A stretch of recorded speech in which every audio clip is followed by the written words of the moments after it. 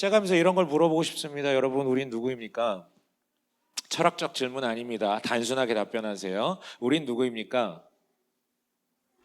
그 물리적으로 답변하시면 돼요. 우린 누구입니까?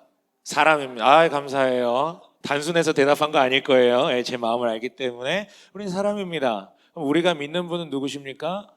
하나님. 하나님은 어떤 분입니까? 이것도 되게 단순해. 하나님은 신이시죠. 우리와 너무 다른 존재라는 거예요. 우리가 여기서부터 출발해야 됩니다. 우리의 신앙은요. 그래서 우리는 죽었다 깨나도 그분을 알 수 있습니까? 없습니까? 절대 없습니다. 우리는 인간이다. 그분은 신이다. 그냥 신이 아니라 그리스 로마 신화에 나온 신이 아니라 진짜 초월적인 분이다라는 그 대전제 아래로부터 우리가 신앙을 시작해야 되거든요. 근데 여기엔 넘을 수 없는 벽이 하나 있죠. 우리는 사람이고 그분은 우리를 지으신 신이기 때문에 어떻게 해도 그분을 이해할 수 없다라는 거예요. 이런 거죠. 우리는 삼차원적 사고를 하는 사람들입니다. 여러분 여기 물론 사차원들이 좀 계시긴 한데 우리는 태생적으로 삼차원적 사고를 할 수밖에 없는 존재예요. 근데 수학자들이 수리적으로 증명해낸 것의 결과에 따르면 10차원까지 계산이 가능하다고 해요. 그 인간들은 도대체 어떤 인간들인지 모르겠는데 수리적으로 10차원까지 계산을 할 수 있대요. 전 그 뇌를 사고 싶어요. 그런 사람들의 뇌를. 근데 그렇게 따진다면 하나님은 인간이 계산해낼 수 없는, 심지어 그 10차원이라는 건 그냥 뭐라 그럴까, 종이 안에서만 구현할 수 있는 세계거든요. 그걸 넘어선 11차원, 12차원에 계신 분이다라는 것 절대 알 수 없겠죠. 그래서 그렇지만 우리는 그런 너무 멀리 계신 분을 신앙할 수 없기 때문에 끊임없이 하나님을 이미지화합니다. 하나님이 이런 분이실 거야, 이런 분이실 거야. 그것도 우리에게 친숙한 이미지로 하겠죠. 내가 전혀 모르고 나에게 익숙하지 않은 이미지로 이미지화하지는 않을 거예요. 그래서 우리 가운데는 굉장히 다양한 이미지가 있습니다. 여기 몇 분이 계신지 모르겠지만 여러분 각자의 그런 이미지가 있을 거예요. 근데 일반적으로 우리가 가장 많이 떠오르는 이미지 중에 하나는 뭐 많이 들어보셨겠지만 그 램프 속 진이 있잖아요. 이렇게 비벼가지고 뿅 하고 나오는 알라딘과 같은 램프 속 진이. 돈을 주고 살 수 있다면 저는 램프 속 지니를 좀 구매해 보고 싶어요. 내가 부르면 내가 부벼가지고 왜 부비는지 모르겠지만 말만 해도 될 것 같은데 부비면 이제 램프 속 지니가 뿅 하고 나오잖아요. 그리고 얘기를 하죠. 너의 소원을 3가지 들어주겠다. 여러분 뭐 빌 것 같아요? 여러분 빨리 지금 30초 안에 대답해야 돼요. 뭐 소원 비실 것 같아요? 뭐 햇소리를 냈나 본데 옆에서 웃는 거 보니까. 네. 여러분 보통 우리는 뻔하지 않습니까? 우선 돈을 요구해야 돼요. 우리가 상상할 수 없는 돈을 하나 요구해야 되고요. 두 번째는 시간을 요구해야 되겠죠. 시간을 요구해야 됩니다. 뭐 영원히 살게 해달라 뭐 그런 걸 수도 있고 아니면 지금 이 행복이 영원히 지속되게 해달라. 아무튼 시간에 관련된 걸 해야 되고 세 번째는 뭘 요구하실 것입니까? 소원 3가지 더 들어주세요. 뭐 이렇게 이제 요구를 해야죠. 왜냐면 3가지만 들어준다고 하니까. 여러분 이거 모르셨어요? 이 대단한 진리를 모르셨나 보네. 여러분 기억하세요? 3번째 소원은 소원 3가지를 더 들어달라. 이겁니다. 여러분 이거 계약서에 적어 놓으셔야 돼요. 아무튼 우리는 그 램프 속 진이를 떠올리죠. 물론 여러분 우리가 너무 단순하게 하나님은 피부색이 파란색일 거야 뭐 이런 식으로 떠오르진 않을 거예요. 그렇죠? 그런 소원을 들어주시면 얼마나 좋습니까? 나의 막힌 것 같은 나의 간지러운 부분을 이렇게 시원하게 긁어주고 내가 말한 대로 이루어지는 그런 분. 그런데요, 여기는 문제가 있죠. 램프 속 지니는 좋은 것만이 아닙니다. 물론 너무 좋죠. 갖고 싶어요. 그런데 우리가 꼭 기억해야 되는 것은 램프 속 지니가 들어주는 것은 정말 나에게 필요한 것을 들어주는 게 아니라 내가 원하는 것을 들어준다라는 사실을 망각해서는 안 됩니다. 즉 램프 속 지니는 당신의 삶에 관심이 없어요. 당신이 원하는 것 그것만 들어주면 끝이에요. 자기 임무를 다했기 때문에요. 그걸 가지고 당신이 1분 동안 행복하다가 100년 동안 불행해도 상관이 없습니다. 안기는 것이 자기의 목적이니까요. 당신 인생 책임지지 않습니다. 램프 속 지니는요. 또한 이런 이미지는 어떨까요? 저 같은 사람이 갖고 있었던 이미지인데 하나님을 굉장히 정의로운 재판관, 판사, 검사, 경찰 이런 식으로 떠올리는 것. 특히나 우리가 악에 내몰릴 때 우리는 그런 하나님의 이미지를 떠올립니다. 하나님께서 정의를 구현하시길 원한다고. 이런 더러운 세상, 특히나 저렇게 나쁜 놈 있잖아요. 저 새끼, 저런 놈 심판하셔야 되는 건 아니에요. 저런 사람이 행복할 수는 없다고. 심판하셔야 된다고요. 좋아 보이죠. 공명정대해 보이고요. 그러나 우리는 간과해서는 안 되는 사실이 있습니다. 그의 재판이 나를 향하면 너무나도 두렵잖아요. 여러분 우리는 도덕심이라는 게 있기 때문에 윤리심이라는 게 있기 때문에 죄책감이라는 게 없는 사람은 없습니다. 물론 현대인들은 조금 더 덜하지만 인간이라면 양심이 있기 때문에 죄책감이라는 게 있거든요.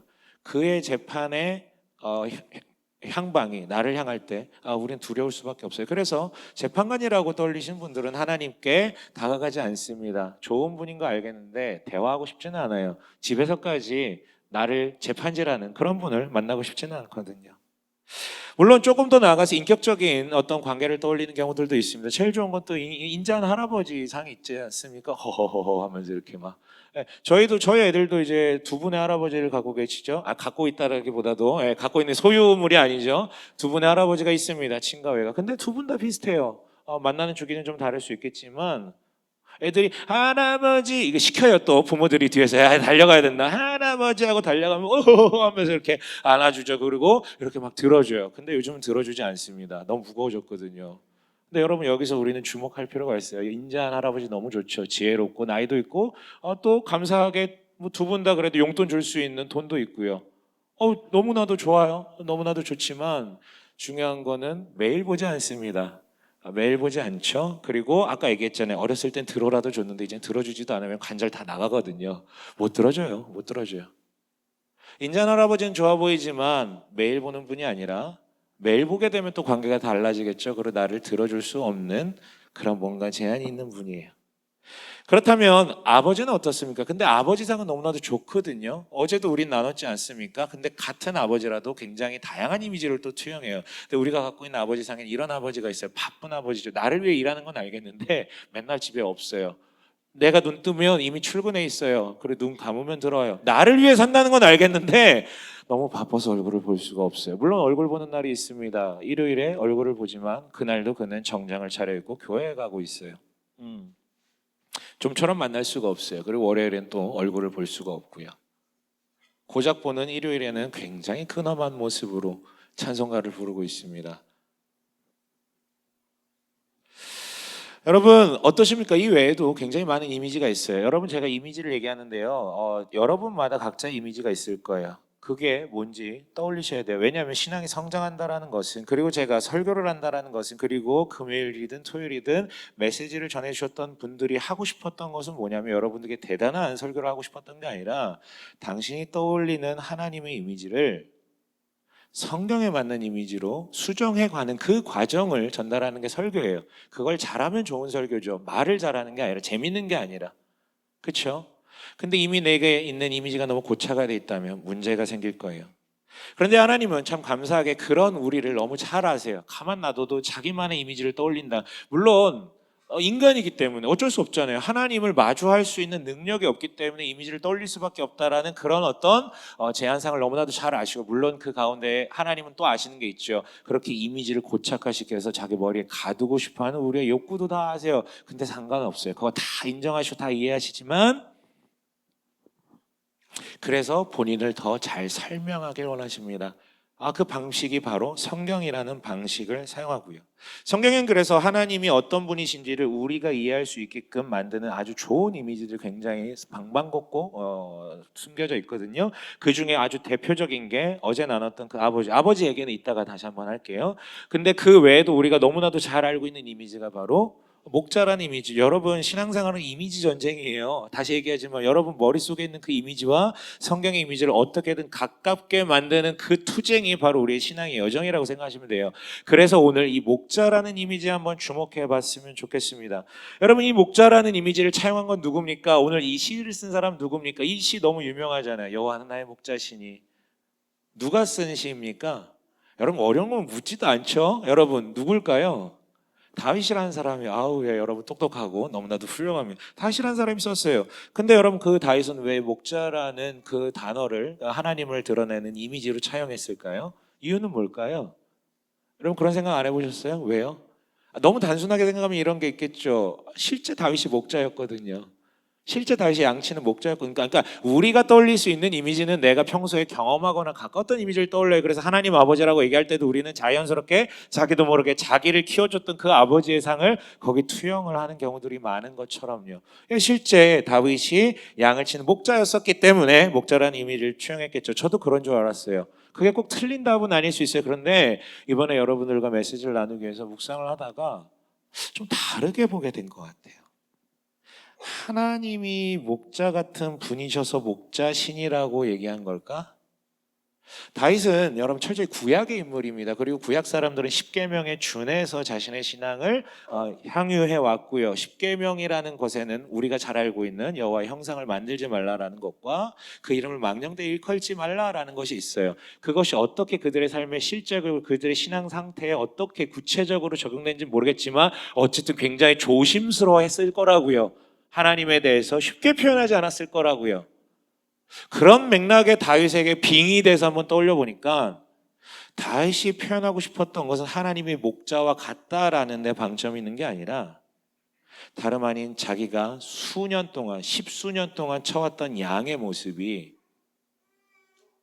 자신의 모습과 같았기 때문에 우리 인간의 모습이 저 양의 모습과 너무 닮았었기 때문에 우리는 양이다라는 것을 전제하에 하나님의 그 양을 다스리시는 목축하시는 목자시다라는 것을 연동한 것 아닐까라는 생각을 해봤어요.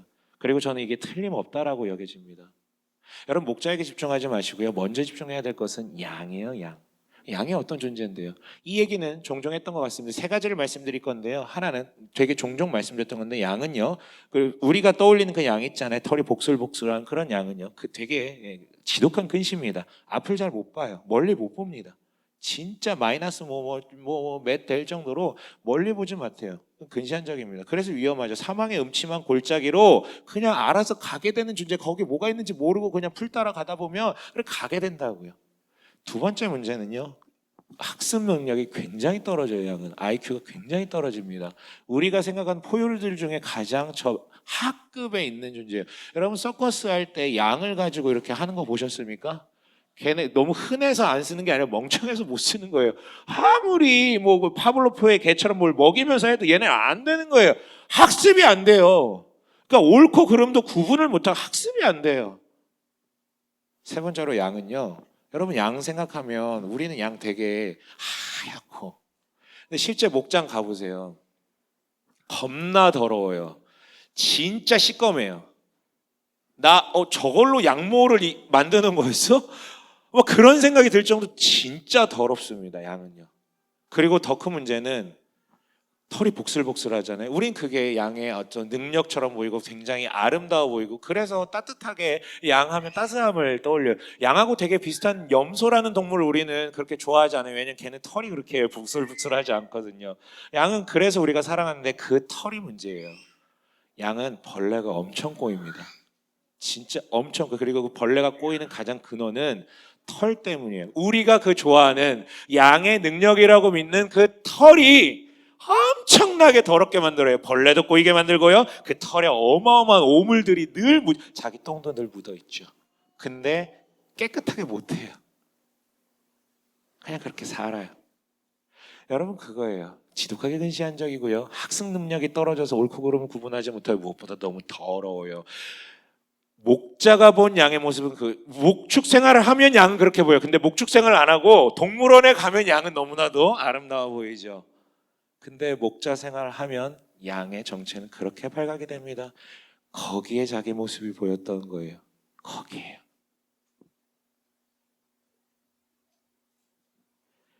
그런 양에게는 그래서 목자가 필요하다는 거죠. 분별하지 못하고요. 학습이 안 되고요. 더러운 양에게는 그래서 목자가 필요합니다. 그래서 자연스럽게 하나님을 목자라고 비유한 것이죠. 그리고 목자는 어떻게 합니까? 그런 양을 버리지 않고 어떻게든 보호하고 먹여서 살게끔 합니다. 근데 여러분 이것도 관점을 다르게 보시죠. 어떻게 보호하고 어떻게 먹이는 겁니까? 여러분 여기서 우리의 관점이 좀 더 조정될 필요가 있어요. 목자에게 집중하는 게 아니라 양에게 집중하듯 하나님께서 돌보고 먹이신다는 것에 대한 관점을 좀 바꾸자고요. 여러분 한번 질문해 볼게요. 이 질문을 주신다면 여러분 뭐라고 대답하실 것 같습니까? 빈칸에 한번 채워보십시오. 뭐만 있으면 뭐만 된다면 정말 행복할 거야. 뭘 떠올리시겠습니까 여러분?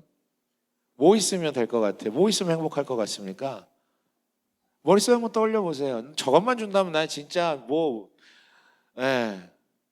진짜 내가 진짜 없는 거라도 다 만들어가지고 하나님을 쫓을 수 있을 것 같은데 저것만 있다면 나는 두말할 나위 없이 평생 행복하게 살 것 같은데 뭐가 있으면요? 많은 분들은 이제 돈 액수를 떠올리셨을 수도 있고요. 또 뭐 떠올리셨나요? 집이요? 집 좋죠. 네, 집 좋죠. 집도 대궐 같은 집. 저것만 있으면, 뭐만 있으면. 네, 제 눈을 외면 너만 없으면이라는 것 같았어요. 너만 없으면 내가 행복할 것 같은데 그거 아니죠 혹시? 그럴 수도 있겠네요. 뭐가 있으면 행복할 것 같은데가 아니라 뭐가 없으면 행복할 것 같은데 뭐 그런 답변도 가능하겠네요. 뭡니까? 뭐가 있을 것 같습니까? 여러분 그 시편 23편을 토대로 메시지를 전했던 것이 책으로 엮여져 나온 맥스 루케이도라는 목사님이 쓰신 짐은 가볍게라는 그 책에 나온 예화인데요. 이렇게 얘기해요. 한 번은 사업 실패로 파산 상태에 빠진 한 성도가 찾아왔대요. 상담을 하는 것이죠. 그는 말합니다. 저는 모든 것을 잃어버렸습니다. 그랬더니 목사님이 답하죠. 당신 믿음을 잃어버린 것입니까? 그랬더니 아닙니다. 믿음은 그대로 난 여전히 하나님을 믿습니다. 그랬더니 두 번째로 그 목사가 또 얘기하는 그렇다면 당신은 당신의 그 선한 성품을 잃어버린 것입니까? 목사님 저는 그대로입니다. 사업이 망했다니까요. 그랬더니 목사는 세 번째로 얘기하죠. 그렇다면 구원을 잃어버린 것입니까? 너무나도 딱하군요. 그랬더니 그분은 또 팔팔 뛰며 아니요, 저는 구원을 잃어버린 적이 없습니다. 그렇다면 당신은 믿음도 있고 성품을 잃어버린 것도 아니고 구원마저 잃어버린 게 아니다라면 당신이 잃어버린 게 없는 것 같은데요. 진짜 심각한 문제는 아닌 것 같습니다. 만약에 여러분 면전에서 제가 그렇게 말했다면 여기 싸대기를 때렸을 수도 있는데 실제 그런 거죠. 여러분 뭐만 있다면 행복할 거야 라는데 뭐라고 답변하셨습니까? 여러분 떠올려 보세요. 만약 여러분의 기대가 전혀 채워지지 않는다면, 여러분이 간절히 바라는 그것이 채워지지 않는다면 행복할 수 없는 것입니까? 만약에 여러분이 당신이 그것만 바라보는 게 있다면 당신은 결코 하나님으로부터 보호받는 것을 절대 누릴 수 없게 될 거예요. 진심으로 하는 말입니다. 그래서 우리의 관점이 좀 바뀔 필요가 있어요. 여러분 원하는 것을 하나님께 간구하십시오. 하나님은 당신이 원하는 것이 아니라 당신에게 필요한 것을 응답하시겠죠. 근데 조금 더 나아가서 이런 건 어떨까요? 제가 요새 큐티 본문이 너무나도 묵상하면서 은혜가 돼요. 왜냐하면 이유는 간단해요. 갑자기 은혜가 받아가지고가 아니라 그전 본문들이 요한계시록, 스가랴 뭐 이런 어떤 선지서들이었거든요. 막 때려 부수고 막 예언하고 뭔 소린지도 모르겠어. 나도 목사지면 사실 모르게 은혜 잘 안 돼요. 그냥 꾸역꾸역 읽는 거야. 근데 갑자기 시편이 나올까? 저 시 별로 안 좋아해요. 여러분 알죠? 티발롬인 거 아시죠? 별로 감상이 이게 안 다가와요. 근데 너무 좋은 거예요 시편이. 근데 이번 주에 수요일이 본문이었나? 너무 좋더라고요. 시편 128편 1절 2절인데 함께 읽어볼게요. 함께 읽겠습니다. 시작. 주님을 경외하며 주님의 따라하는 사람은 그 어느 누구나 복을 받는다. 내 손으로 일한 만큼 내가 먹으니 이것이 복이요 은혜이다. 주님을 경외하는 자는 복을 받는데요. 근데 여러분 2절이 골 때리지 않습니까? 그 복을 뭐라고 정의합니까? 이 시편 기자는요. 네 손으로 일한 만큼 먹는 것, 그게 복이라고요. 여러분 우리는 누구도 이걸 복이라고 생각하지 않습니다. 우리가 생각하는 복은 내가 일한 만큼 받는 것 이상으로 내가 얻게 되는 걸 복이라고 생각하지, 누구도 내가 일한 만큼만 먹는 것을 복이라고 생각하는 사람 거의 없습니다. 그게 우리의 가장 큰 비뚤어진 관점이자 불행하게 만드는 관점이죠. 그리고 하나님께서 아무리 우리를 돌보신다 한들 만족하지 못한 이유이기도 합니다. 왜냐하면 내가 일한 만큼을 넘어서서 그가 내가 원하는 것을 채워줄 때 비로소 하나님이 일하신다라고, 하나님 내게 복 주셨다라고 믿고 있기 때문이죠. 아니요 여러분, 내 손으로 일한 만큼 내가 먹을 수 있는 게 얼마나 대단한 복인지 우리는 시선을 바꾸셔야 될 필요가 있습니다. 요 몇 주 전에 이런 설교를 했던 것 같아요. 우린 바다 위에 살기 때문에 언제고 풍랑을 만날 수밖에 없다고. 언젠가는 만나요. 언젠가는. 그때 사람들은 외치죠. Why me? 왜 나에게 이런 일을 주십니까? Why me? 사람들 다 똑같아요. 왜 Why me? 그 이면에는 어떤 심리가 담겨져 있는 것이죠? 나는 이런 고난을 받을 필요가 없는 사람인데 하나님께서 이렇게 하시는 거 아닙니까? Why me? 왜 내한테만? 왜 내게만? 근데 성경의 흐름에 따르면 질문이 바뀌어야죠. Why not me? Why not you? 왜 너한테는 그런 게 주어지고 넌 풍랑 위에 살고 있는 거야 지금. 아니 그러니까 바다 위에 살고 있는 거야. 풍랑은 언제쯤 언제나 너에게 닥쳐올 수 있어. 그게 자연스러운 세상의 섭리야. 이 타락한 세상의 삶이야. 여러분 당신이 바라는 것을 얻지 못한다고 해서 내가 불행하다라는 심리를 갖는 것은 철저하게 성경적 시각은 아닌 것 같아요. 성경이 말하는 건 이 세상이 이미 깨어졌다라는 것이죠. 그리고 여러분 그 세상 위에 있다라는 것이죠. 그러나 여러분이 만약에 내가 일한 만큼 내가 수고한 만큼만 먹을 수 있어도 여러분들이 이미 폭템 가운데 있다라는 겁니다. 여러분 지금 가스라이팅 하는 거 아니에요. 아무리 기도해도 하나님께서 응답하지 않는 것들을 제가 위로하기 위해서 우리 위로가 아니라 우리 강압하기 위해서 우리 시각을 바꿔야지. 지금 그거 하고 있는 중이 아닙니다. 너무나도 단순한 논리예요. 일한 만큼만 내가 벌어먹고 있어도 이미 복 가운데서 살아가는 것이죠. 여러분 당신이 오늘 풀밭으로 가가지고 내가 먹고 있기 때문에 이건 내가 찾았기 때문에 당연한 거야 라고 야금야금 먹으면서 왜 이것보다 더 풍성한 풀밭이 나한테 주어지지 않는 거야 라고 떠올린다면 그 양은 정말 답도 없는 양이겠죠. 여러분 그 양을 누가 그 자리에 끌고 갔습니까? 목자가 끌고 갔기 때문에 오늘 내가 노력한 만큼 먹을 수 있는 거죠. 그렇죠.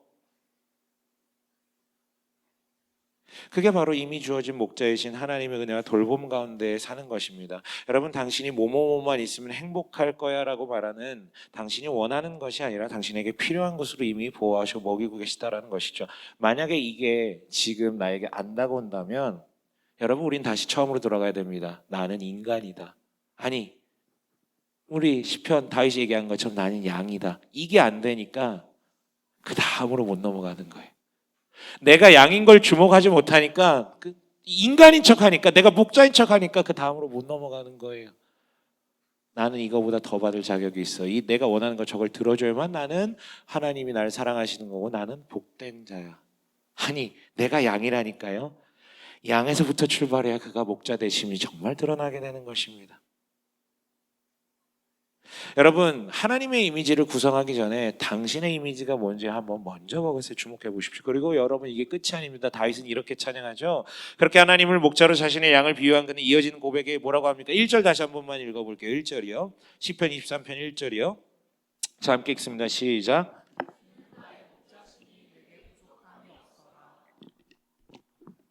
2절도 한번 읽어봅니다. 시작. 나를 푸른 풀밭에 누이시며 쉴만한 물가로 인도하신다라고 되어 있죠. 여러분 양이 풀을 먹습니다. 이건 우리에게 당연한 이미지죠. 근데 우리가 또 잊어서는 안 되는 게 다윗의 시점에서 바라보셔야 돼요. 다윗이 살던 그 베들레헴 땅은요, 이스라엘 땅에서도 남부 쪽에 있어요. 그리고 나중에 여러분 꼭 한번 이스라엘 땅 방문해 보셨으면 좋겠어요. 그럼 성경이 좀 입체적으로 더 다가오거든요. 3D로 다가오거든요. 근데 가서 놀라시게 될 거예요. 특히 남부 쪽 베들레헴, 유대, 예루살렘 이쪽 땅에 가보시면 그 땅이 얼마나 황무한지를 느끼시게 될 거예요. 물론 2000년 전과 지금은 좀 다르겠죠. 다윗이 있었던 4000년 전과 지금은 좀 다르겠죠. 기후가 그래도 기본 저거는 비슷해요. 이스라엘 땅에서도 물이 풍성하고 푸른 풀밭이 가득한 곳은 북쪽이에요. 북쪽. 그 헐몬산이라고 부르는 굉장히 높은 산에서 마치 백두산 같은 곳에서 물이 흘러내려서 이스라엘 북쪽은 그래도 풍성해요. 사시사철 풀어요. 근데 이 베들레헴이 포함된 남부 유대 땅은요 되게 메말랐어요. 우기 때만 조금 푸른 거 조금 보다가 마는 거예요. 그래서 여러분 우리는 이걸 떠올리셔야 됩니다. 만약에 다윗이 목자로서 양을 칠 때 푸른 풀밭을 양이 푸른 풀밭을 만난다면 그 푸른 풀밭은 누가 만든 밭일까요? 목자들이 일부러 양을 먹이기 위해서 심혈을 기울여서 조성한 밭일 가능성이 굉장히 커요.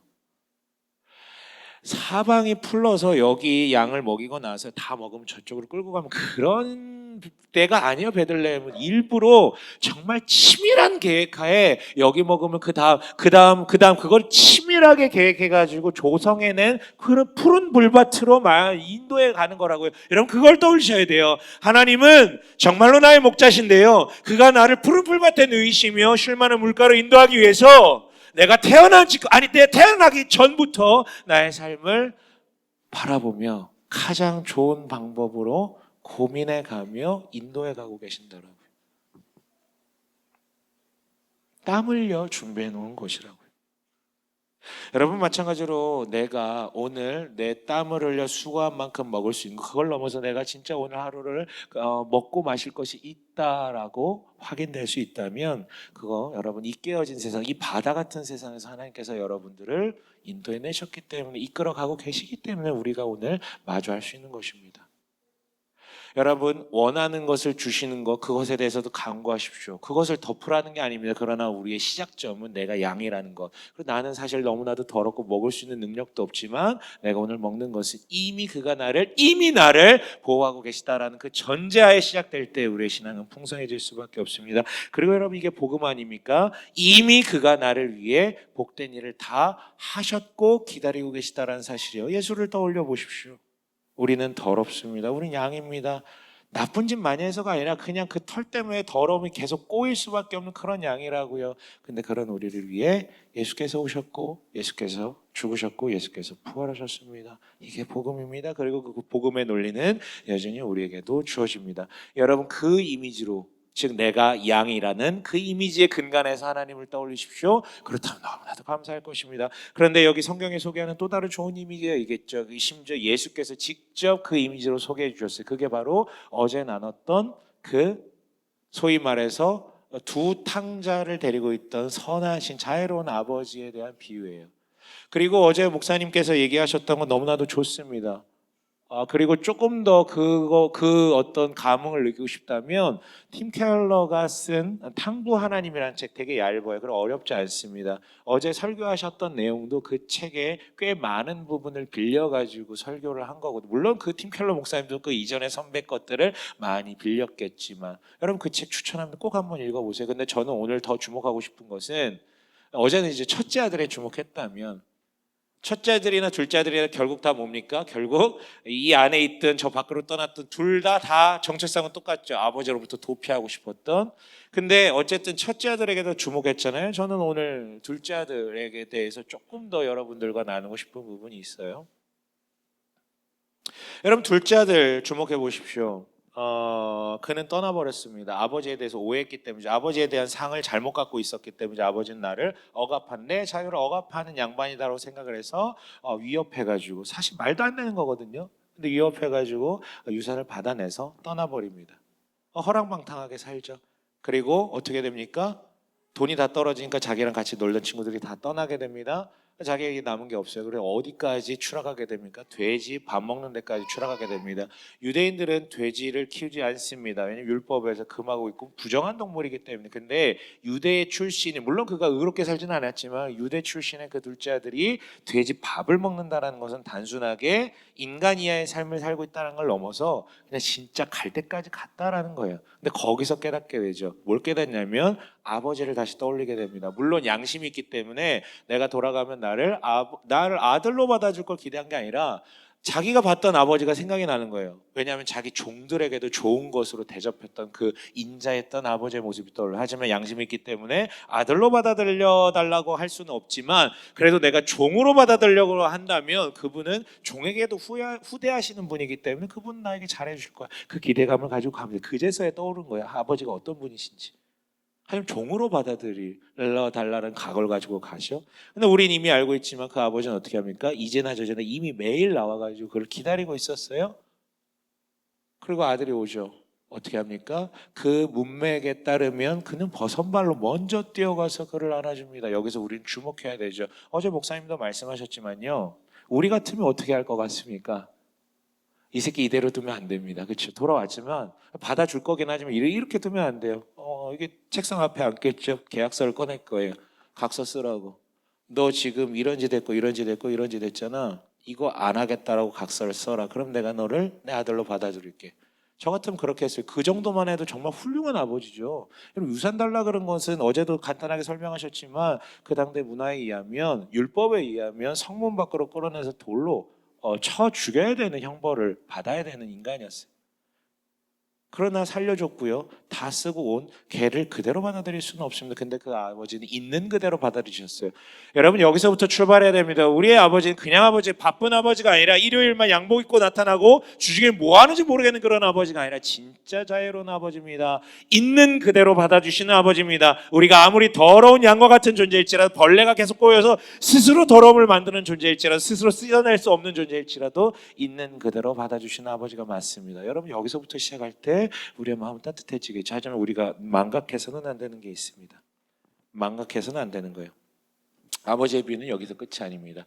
있는 그대로 받아들이시죠. 그러나 우리의 딜레마는 있는 그대로 두시지는 않는다라는 거예요. 이걸 구분할 필요가 있으십니다. 많은 이들은 오해하죠. 내가 이렇게 더럽기 때문에 하나님께서 날 받아들이지 않으실 거야. 그래서 나는 회개를 철저히 해야 돼. 각서 써야 돼. 뭔가 증거를 남겨야 돼. 회개 기도를 해야 돼. 아니면 행동을 바꿔야 돼. 아니라고요. 있는 그대로 받아주신다고요. 여러분, 죄인은요, 양은 절대로 스스로를 깨끗하게 씻을 능력이 없어요. 벌레가 꼬인다고요. 못해요. 털을 어떻게 스스로 깎습니까? 둘째 아들은요, 못해요. 은혜가 뭔지를 모르는데, 뭘가 옳고 그른지, 뭘 회개해야 되는 줄 모르는데 어떻게 회개를 합니까? 고작 떠올린 것은 이거 안 할게요, 저거 안 할게요. 여러분, 그거 회개가 아니에요. 은혜를 받아들인 자만이 아버지의 품 안에서 뭐가 잘못된지를 분별할 수 있고 그제서야 회개를 할 수 있어요. 이거 여러분 오해하시면 안 됩니다. 그래서 있는 그대로 받아들이신다는 것에서부터 출발해야 되지만 두 번째로는 있는 그대로 두시지는 않습니다. 잘 보세요. 그 둘째 아들이 찾아와서 아버지가 그냥 안아주시죠. 아들로 받아들이겠다는 거예요. 그러나 그 이후에 어떤 조치들을 합니까? 목욕을 시키게 하고요. 가락지를 끼우고요. 신발을 갈아 신기게 만들면 모든 문화적 코드가 담겨져 있는 거예요. 그 당대에. 하지만 분명한 건 우리는 그 상위의 코드, 즉 있는 그대로 두시지 않는구나. 물론 여러분 우리 제3자 입장에서 깨끗이 씻기고 깨끗이 입히고 좋은 걸 먹이고 얼마나 좋습니까? 근데 여러분 10몇 년 넘게 자기가 살던 패턴을 그 자리에서 바꿔내야 된다라는 것은 굉장히 큰 아픔입니다. 여러분 10년 정도 그렇게 더럽게 살면요. 누군가 갑자기 와가지고 씻기려고 그거 싫어요.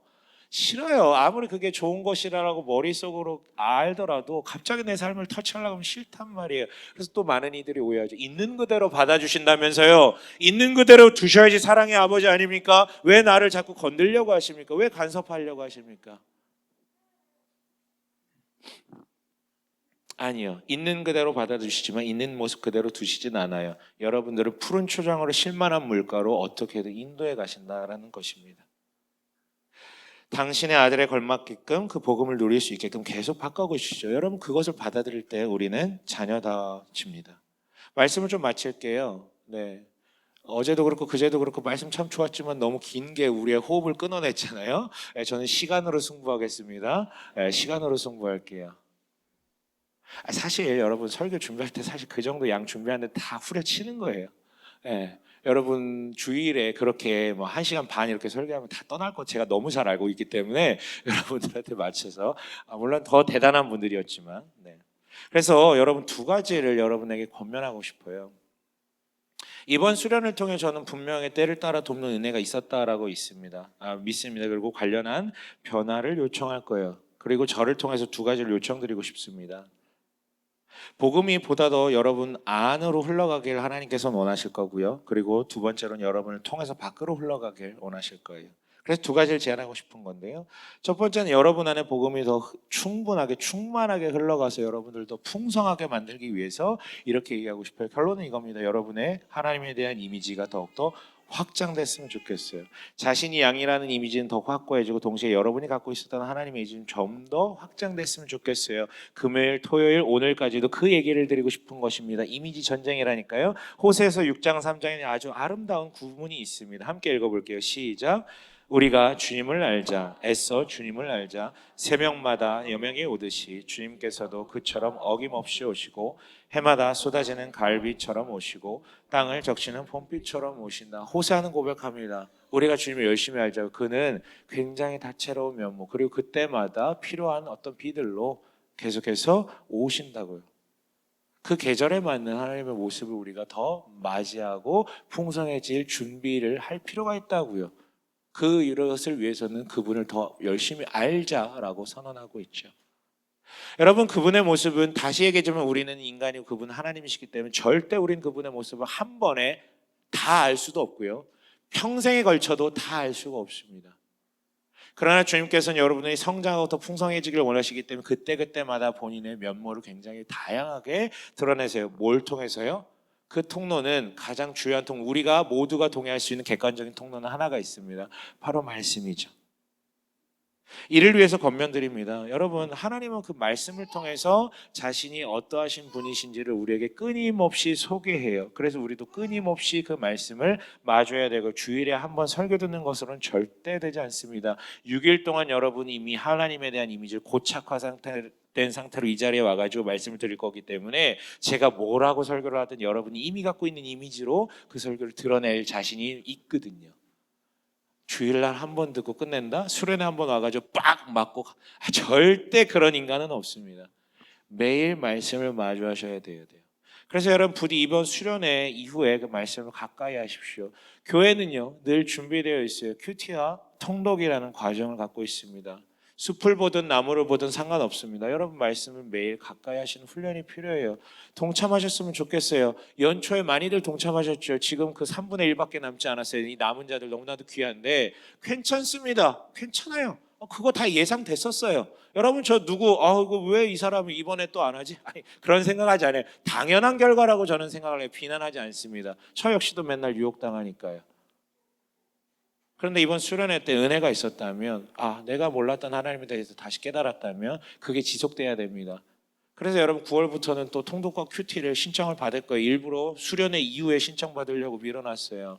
통독은 이번에 특히나 복음서부터 시작을 합니다. 물론 소선지서 조금과 함께 통독 한 번도 안 해보신 분들이라면 이번에 해보셔야 돼요. 복음서부터 시작하셔야 됩니다. 1년 컬이잖아요. 통독을 한 번이라도 해보신 분이라면 큐티를 하십시오. 매일 마주하십시오. 물론 요한계시록이 나오고 레위기가 나오고 이러면 시험 들 거예요. 시험 드세요. 시험도 들어봐야 시편이 얼마나 꿀 같은 말씀이었구나 감당할 수 있거든요. 보십시오. 큐티에 참여하십시오. 그리고 여러분 성경을 1독 이상 했고 큐티나 최소한의 말씀 훈련이 된다면 제가 추천하고 싶은 것은 풍성한 삶의 기초 훈련입니다. 조회교회는 3단계 양육을 갖고 있고 풍성한 삶의 기초는 그 최종적인 어떤 단계로서 여러분들이 풍성한 삶을 위해 자기가 하나님 앞에 서서 그 기초 토대 파운데이션을 만들 수 있게끔 훈련시키고 연습시키고 익숙하게 만드는 학습도 하지만 연습도 하는 굉장히 중요한 자리입니다. 여러분 이 수련회 때 받은 은혜를 그냥 세상으로 다시 또 가지고 들어가면 딱 3일 봅니다. 여러분 딱 3일 봅니다. 그러나 그런 훈련이 지속됨으로 인하여서 여러분들 하나님의 상은 훨씬 더 넓어질 것이고 그게 자기 삶에 연습될 거예요. 학습될 거예요. 체화될 거예요. 그 과정을 팔로우 하십시오. 물론 예전에는 숲지기 세울 분들 위주로 좀 그렇게 했지만 이제는 이끄미들이 점점 많아졌기 때문에 여러분이 원하신다면 누구나 하실 수 있습니다. 물론 풍성한 삶의 첫걸음 하신 분들만 최소한 말씀과 기도 공동체에 대한 연습이 안 되신 분들을 그 자리까지 끌고 갈 수는 없어요. 그게 어느 정도 익숙해지신 분들에 한해서요. 전 정말로 추천합니다. 그리고 많은 분들이 그것을 통해서 자신의 하나님에 대한 관점과 복음을 바라보는 관점과 자기 삶을 대하는 방식이 달라졌음을 고백했음을 전 많이 들었습니다. 물론 초창기 했던 분들은 그런 고백 한 적이 없어요. 마루따였기 때문에 죄송합니다. 이 자리에도 계신다면. 하지만 지금 많이 바뀌었습니다. 이끔이도 좋습니다. 이끔이를 하면서 자기를 다시 한번 돌아본 것. 부디 그렇게 되길 원합니다. 그리고 두 번째 권면은 복음이 당신을 통해 밖으로 흘러가게 하십시오. 여러분 우리는 어제 첫째 아들에 대해서 나누었죠. 그의 가장 큰 문제는 뭡니까? 그의 가장 큰 문제는 역시나 둘째 아들처럼 아버지를 오해했다라는 거예요. 내 것을 빼앗아가고 죽지도 않고 저 늙으니 이거였어요. 나한테 맨날 일 시키는 하지만 용기 내서 도망갈 용기는 없었고 동일하게 둘 다 아버지가 빨리 죽길 바랬던 사람들이에요. 근데 만약에 그가 아버지의 그 사랑과 풍성함 그리고 저 둘째를 향한 그 사랑이 자기에게도 향한다라는 그 사실을 정말 누리고 있었다면 어떻게 됐을까요? 어제도 비유하셨지만 이제나 저제나 둘째 아들이 돌아올 것을 기대하는 그 아버지의 마음을 공명되어 자기가 먼저 제가 아들 찾겠습니다. 제 동생 아버지 그만 나와 계세요. 제가 찾으러 갈게요. 그렇게 하지 않았었을까요? 그게 진짜 그 아버지의 공명대, 그 아버지의 사랑을 받아들인 아들의 모습일 것입니다. 여러분, 우리 중에는 잃어버린 자식이 있는 분들은 없으실 거예요. 근데 잃어버린 자식이 있는 부모, 아이가 탈선해서 도망간 그런 부모, 그런 자식을 갖고 있는 부모의 제일 관심사는요, 진짜 그래요. 그 자식이 언제 돌아올까? 그 고민밖에 안 해요. 자기 오늘 잘 먹고 잘 살고 고민 안 합니다. 그거 고민해. 만약에 우리가 그 아버지를 정말로 만나고 그 아버지가 내 마음에 살아계시다면 우리도 그 사역에 동참하게 되겠죠. 마찬가지예요. 탕자의 비유 바로 앞에 예수님께서 또 목자의 비유를 하나 하신 게 있는데요. 누가복음 15장에 동일하게 기록되어 있는 비유인데 15장 4절 5절에 이렇게 기록되어 있습니다. 함께 읽습니다. 시작. 너희 가운데서 어떤 사람이 양 100마리를 가지고 있는데 그 가운데서 한 마리를 잃으면 99마리를 들에 두고 그 잃은 양을 찾을 때까지 찾아다니지 않겠느냐. 찾으면 기뻐하며 자기 어깨에 메고. 네. 네, 그 탕자의 비유 바로 앞에 예수께서 말씀하신 또 다른 비유입니다. 여러분, 아버지를 보다도 알게 되었다면 그 아버지께서 잃어버린 자식을 향한 그 마음이 얼마나 대단한지. 왜냐하면 그분은 나를 그만큼 사랑하신다는 걸 알고 있기 때문에 나 역시도 그가 사랑하는 아버지가 원하는 방식의 삶에 대해서 고민해 보게 될 거예요. 그분은 정말 잃어버린 양을 찾고 계십니다. 지금도 찾고 계세요. 그리고 저희 교회는 올해 찾는이라는 키워드를 가지고 사역을 개설하고 메시지를 전해왔었습니다. 그리고 전반기에 교회 찾는 이들을 대상으로 한 히스테이블을 구현했었죠. 잘 모르시는 분들이 있기 때문에 교회 밖에서 환대할 수 있는 카페와 같은 공간을 대여해가지고 뭐 복음을 전하고 그런 게 아니라 그곳에 와가지고 환대받는, 식탁 교제를 통해 환대받고 또 교회나 기독교에 대한 어떤 질문 Q&A를 통해서 대화하는 그런 어떤 수평적 자리를 개설했었습니다. 전반기엔 교회 찾는 이지 교회를 다녔었는데 현재 붕 떠 있는 사람들을 대상으로 했다면 하반기엔 정말 예수 모르는 사람들을 대상으로 그런 어떤 시간을 가지려고 해요. 지금부터 고민하십시오. 한 11월쯤에 하려고 하는데요. 물론 중간에 메시지도 그와 관련된 메시지들과 여러분과 나눌 예정인데요. 그럼 지금부터 여러분 주변에 있는 잃은 양, 진짜 잃어버린 양, 이 사람에게는 아버지가 필요하다, 이 사람에게는 하나님이 복음이 필요하다라고 느껴지시는 그 사람을 떠올리며 지금부터 기도하십시오. 기도했는데 안 되면 여러분 책임이 아니지만 기도조차 하지 않는다면 여러분 우리는 진짜 첫째 아들에 다다르지 못한 것일 수 있습니다. 여러분 기도하십시오. 기도하셨으면 좋겠어요. 그리고 이 사역에 동참할 수 있었으면 좋겠습니다. 여러분, 당신을 받아들인 아버지 하나님은 당신을 기르신 목자이신 하나님은 당신을 가만두지 않으실 것입니다. 당신이 원하는 게 아니라 당신에게 필요한 푸른 풀밭과 쉴만한 물가로 인도하실 것입니다. 여러분, 그 여정에 순종하십시다. 그리고 기꺼이 인도하신 대로 나아가십시다. 그리하여 아버지 옆에서 함께 기뻐하는 진정한 첫째 아들로서 배부른 양으로서 그렇게 살아가는 우리 되시길 주님의 이름으로 간절히 축원합니다.